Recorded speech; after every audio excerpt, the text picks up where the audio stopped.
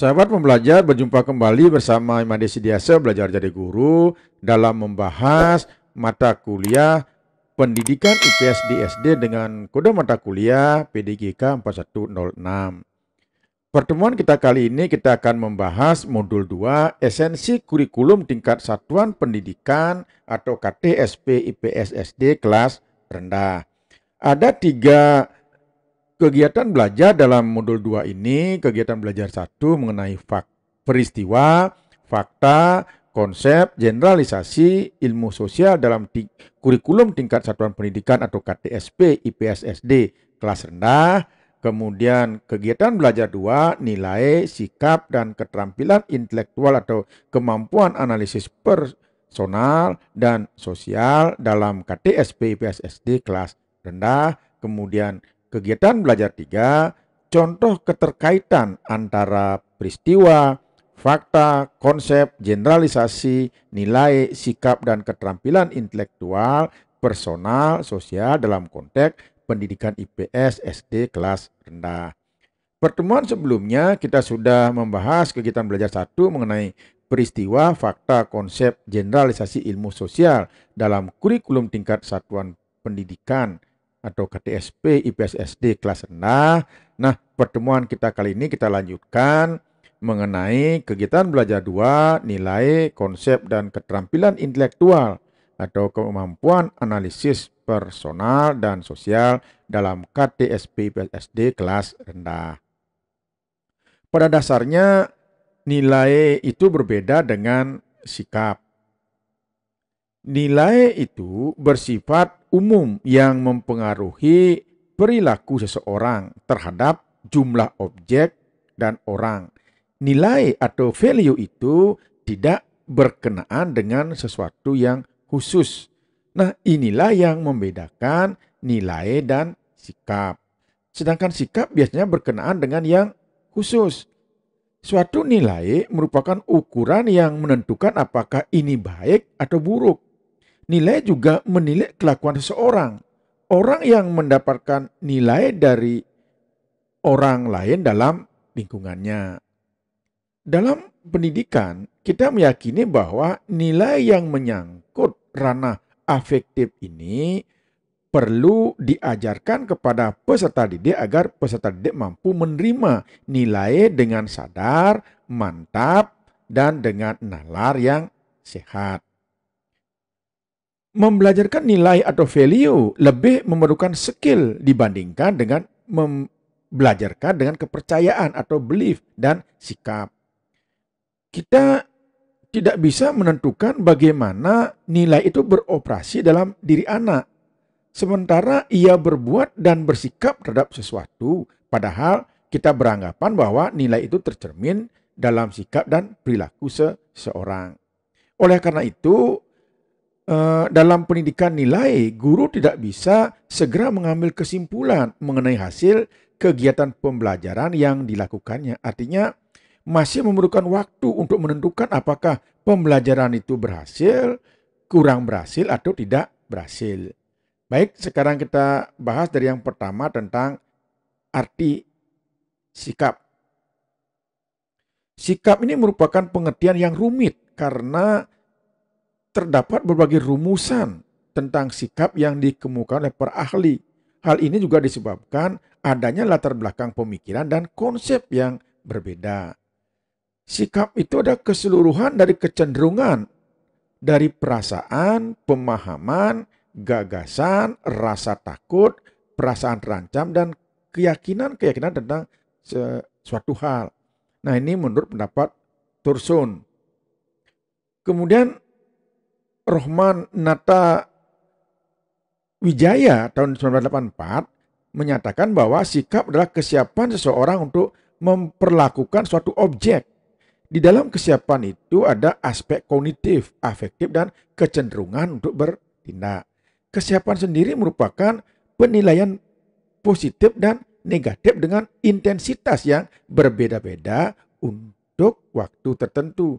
Kesiapan itu sendiri bisa berubah-ubah. Nah, yang kedua kita bicarakan tentang kaitan nilai dengan sikap. Seperti halnya sikap, nilai juga dirumuskan dengan beragam, dengan alasan, tujuan, dan disiplin yang berbeda. Nilai itu merupakan konsep tentang kelayakan yang dimiliki seseorang atau kelompok yang mempengaruhi bagaimana seseorang atau kelompok memilih cara, tujuan, dan perbuatan yang dikehendakinya sesuai dengan anggapannya bahwa pilihannya adalah yang terbaik. Nah, contoh konkret yang bisa kita ambil seperti kita membeli sebuah mobil. Sistem nilai mana yang menekankannya atau yang ditekankan? Jika kita renungkan lebih jauh, tentu kita menyadari bahwa sistem nilai yang menentukan pilihan kita ini akan berkenaan dengan berbagai pertimbangan. Kita membeli mobil apakah pertimbangannya untuk kenyamanan, karena keindahan, atau kekuatan mobil itu, keamanan dari mobil itu, atau nilai ekonominya, dan lain sebagainya. Jadi dapat disimpulkan bahwa terdapat kaitan yang erat antara nilai dengan aspek-aspek kognitif, aspek afektif, dan kecenderungan bertindak. Nah, dari kajian para ahli ini dapat ditegaskan bahwa ada hubungan timbal balik antara nilai dengan kognitif. Yang kedua, ada hubungan timbal balik antara afektif dengan kognitif. Nilai mempengaruhi kesiapan seseorang yang pada akhirnya akan menuju kepada terwujudnya perilaku yang sesuai dengan tingkat pemahaman dan penghayatan terhadap keyakinannya atau belief. Nah, bagaimanakah nilai dan sikap ini terungkap di dalam KTSP IPS SD di kelas rendah khususnya? Aspek nilai dan konsep dari bahan pembelajaran yang diberikan guru ini sangat ditentukan oleh isi materi sebagai hasil pengembangan silabus dari topik-topik atau yang mengacu kepada tuntutan kurikulum. Oleh sebab itu, ungkapan nilai dan sikap dari topik-topik atau subtopik tertentu yang disampaikan guru yang satu dengan guru yang berbeda tentu juga mungkin akan berbeda pula.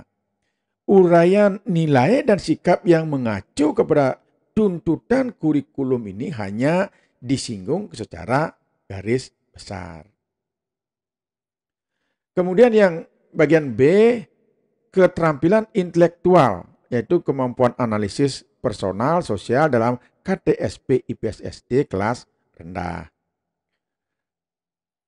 KTSP SD di kelas rendah dirancang untuk membantu peserta didik dalam mengembangkan pengetahuan, pengertian, nilai, sikap, dan keterampilan serta kemampuan yang diperlukan siswa untuk mempersiapkan dirinya dalam menghadapi kehidupan bermasyarakat yang dinamis.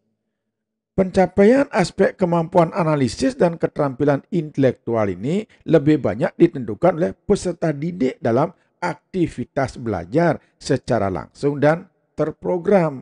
Aspek ini tidak mungkin tercapai hanya dengan membaca buku teks atau hanya mendengarkan penjelasan guru semata. Kita mulai yang pertama, keterampilan intelektual atau kemampuan analisis. Dalam KTSP IPS SD kelas rendah, dalam keterampilan intelektual ditekankan tentang kemampuan analisis dari peserta didik. Kemampuan analisis itulah merupakan kemampuan atau kecakapan seseorang atau peserta didik untuk melakukan penyelidikan terhadap suatu peristiwa dengan tujuan untuk mengetahui keadaan yang sebenarnya. Kemudian kalau keterampilan intelektual itu berkaitan dengan kemampuan atau kecakapan untuk mewujudkan pengetahuan dan pengertiannya ke dalam perbuatan untuk menyelidiki suatu peristiwa atau menyelidiki suatu masalah. Kemampuan atau keterampilan ini meliputi yang pertama itu adalah keterampilan untuk memperoleh pengetahuan dan intelektual melalui pengumpulan fakta, bacaan, mendengar penjelasan dari narasumber, apakah guru, media massa, dan lain sebagainya, melalui partisipasi aktif dalam diskusi, kunjungan ke lapangan, dan lain sebagainya. Kemudian yang kedua, keterampilan berpikir, menafsirkan, menganalisis, dan mengorganisasikan informasi yang dipilih dari berbagai sumber, membentuk konsep, merangkumnya kembali, dan membentuk generalisasi sesuai dengan jenjang kemampuan berpikir peserta didik. Kemudian yang ketiga, kemampuan mengkritik informasi dan membedakan mana fakta, mana opini. Dengan keterampilan ini, peserta didik dapat berpikir kritis, dapat menunjukkan mana informasi yang faktual, mana yang tidak. Kemudian yang keempat, keterampilan membuat keputusan berdasarkan mereka mampu mengambil keputusan dengan profesional, tidak asal menyamaratakan. Kemudian yang kelima, keterampilan memecahkan masalah, menerapkan hasil temuan dalam sistem baru, termasuk di dalamnya kemampuan memprediksi, memperkirakan hal-hal yang bisa atau akan terjadi di masa depan. Kemudian yang keenam, keterampilan menggunakan media, apakah global, peta, grafik, tabel, dan yang sesuai dengan kemampuan berpikirnya. Nah, untuk memperoleh keterampilan intelektual atau kemampuan analisis ini perlu dilatih dalam berbagai kegiatan pembelajaran. Yang terpenting adalah pendekatan adalah PAIKEM atau pembelajaran aktif, inovatif, kreatif, efektif, dan menyenangkan yang dilakukan guru dan diterapkan secara sungguh-sungguh dalam strategi dan metode pembelajaran yang dikembangkan. Baiklah, sekarang kita membicarakan tentang keterampilan sosial, keterampilan personal. Keterampilan personal ini sebetulnya dapat dipisahkan dari keterampilan intelektual, namun dalam pemahamannya ditekankan kepada keterampilan yang bersifat mandiri. Yang pertama adalah keterampilan ini ada yang bersifat praktis, disebut dengan keterampilan psikomotor, seperti keterampilan berbuat, berlatih, mengkoordinasikan indera dengan anggota badan. Keterampilan praktis ini tampak dalam hal kemampuan peserta didik seperti menggambar, membuat peta, dan lain sebagainya. Kemudian yang kedua, keterampilan studi dan keterampilan kerja. Misalnya, keterampilan menentukan lokasi kerja, mengumpulkan data, menggunakan referensi material, membuat kesimpulan, dan lain-lain. Yang ketiga, keterampilan bekerja dalam kelompok. Keterampilan ini berkenaan dengan keterampilan seseorang di dalam kelompok seperti menyusun rencana, memimpin diskusi, menilai pekerjaan secara bersama-sama. Kemudian yang keempat, keterampilan akademik atau keterampilan belajar. Keterampilan ini memungkinkan seseorang terampil belajar sepanjang hayat. Keterampilan ini sangat esensial dimiliki oleh setiap orang dalam konsep belajar seumur hidup. Dalam keterampilan belajar inilah terletak sendi-sendi kemampuan belajar mandiri. Kemudian yang kelima, ada keterampilan lainnya, seperti keterampilan fisik, kemudian keterampilan politik. Jadi agar melek politik sesuai dengan perkembangan usia dan kemampuan berpikirnya. Kemudian ada keterampilan perkembangan emosional sebagai sarana utama dalam rangka kemampuan untuk mengendalikan diri. Nah, selanjutnya adalah keterampilan sosial. Keterampilan ini atau keterampilan sosial ini meliputi kehidupan dan kerjasama, belajar memberi dan menerima tanggung jawab, menghormati hak orang lain, membina kesadaran sosial. Jadi melalui keterampilan sosial ini, peserta didik mampu berkomunikasi dengan sesama teman di sekolah dan sesama teman di masyarakat.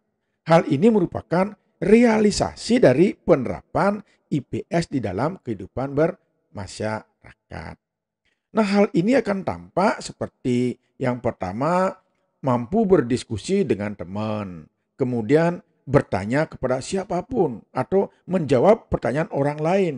Atau yang keempat, menjelaskan kepada orang lain. Dan yang kelima, membuat laporan, memerankan sesuatu dan lain sebagainya. Oleh karena materi IPS yang begitu luas kupasannya, maka upaya guru untuk membantu peserta didik mengembangkan keterampilan atau kemampuan memahami masalah-masalah yang terkandung di dalamnya harus diintegrasikan sebagai bagian dari bahan pembelajaran IPS.